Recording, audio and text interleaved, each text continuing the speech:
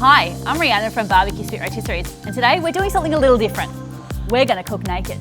No, not me naked. We're going to cook these chicken wings naked. And why are we cooking them naked? Because we're going to dust them up with some Kosmos Q Wing Dust.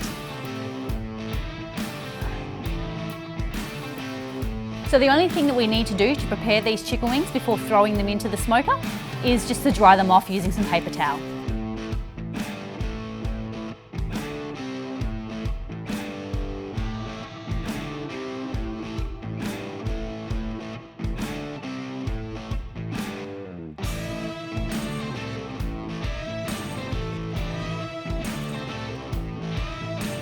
When they reach 75 degrees Celsius or 170 degrees Fahrenheit, pull them off. Now that the chicken has come out of the Flaming Coals offset smoker, the only thing left to do is to top it off with some Kosmos Q Nashville hot wing dust. Shake the wing dust through and enjoy.